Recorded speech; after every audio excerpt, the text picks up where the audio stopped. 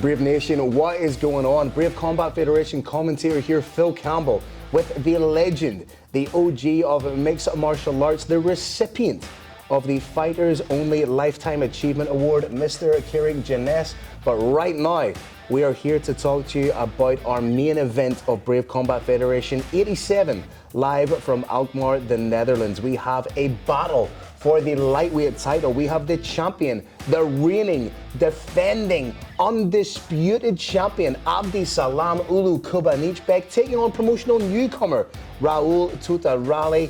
Kirik, your initial thoughts on this fight?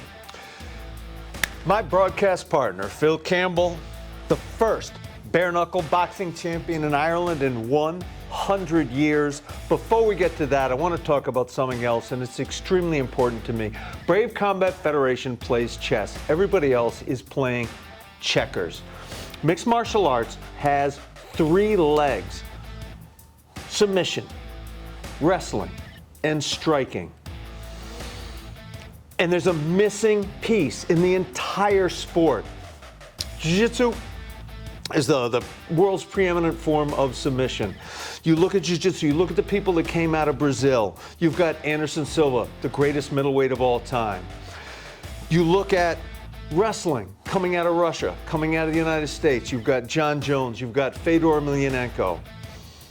Kickboxing is missing. Yet, Brave Nation, when you watch kickboxing and you watch MMA side by side, for an entire round, they can appear to be very nearly identical except for the size of the gloves.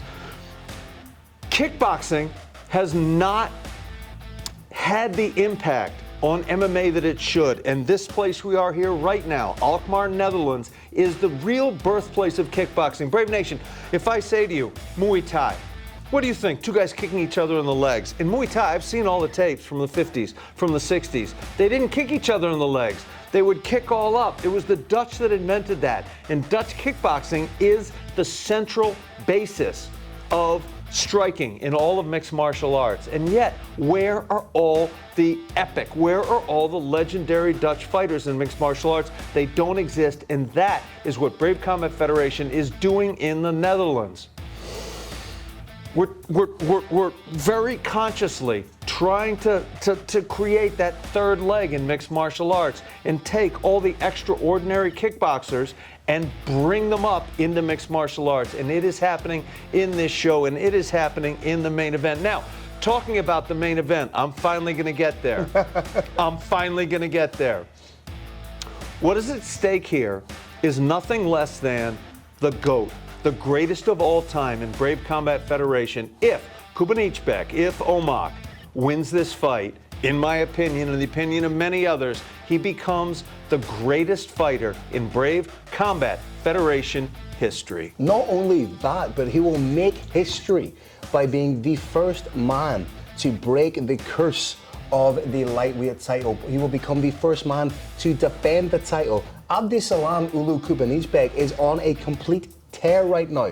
14 fights, undefeated as a professional. This man is essentially, and I coined this term and I will take credit for it, he is essentially the boogeyman of Brave Combat Federation. But in Raul, he is taking on a man who has 34 wins as a professional. 26 of those wins coming by way of finish. 20 of those finishes coming in the very first round.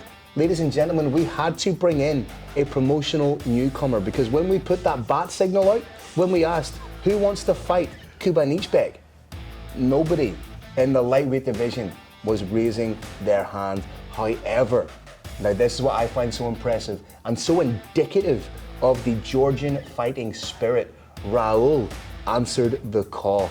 This is an incredible main event, not just for Brave Combat Federation 87, but for a number of reasons. This is an opportunity for Kubanichbek to cement his status as one of the pound-for-pound greatest lightweights in the world. It's also an opportunity for Raul, who is a 2-weight champion in his native Georgia at lightweight and featherweight. It's an opportunity for him to tell the global world, the global audience, the global stage that Brave Combat Federation provides for him, that he is the real deal. Ladies and gentlemen, this is an incredible main event going down. This is Brave Combat Federation 87, your main event live from Alkmaar, the Netherlands. Brave nation, but the action does not stop there. We continue our global tour when we move to Ljubljana, Slovenia.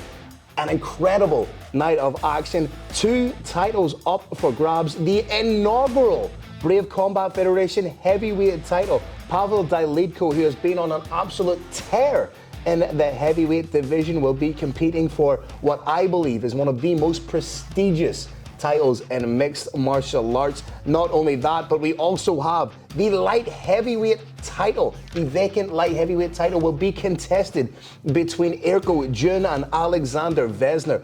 Both of these guys are incredibly confident. They both believe that they can get the win. Irko has been, once again, like we just said, has been on an absolute tear in Brave Combat Federation. 8 wins as a professional. Every single one of those wins coming by way of stoppage. Alexander believes that he has the fight IQ to get in there and get it done. But not only that, Carrick, then we move to Tenerife on the 20th of October. We have all the fixings for one of the best title fights in Brave Combat Federation history, when Kamal Magomedov defends his title against Brazilian buzzsaw Luis Caro. Brave Combat Federation proving why it is the only truly global mixed martial arts promotion in the world. Let's go.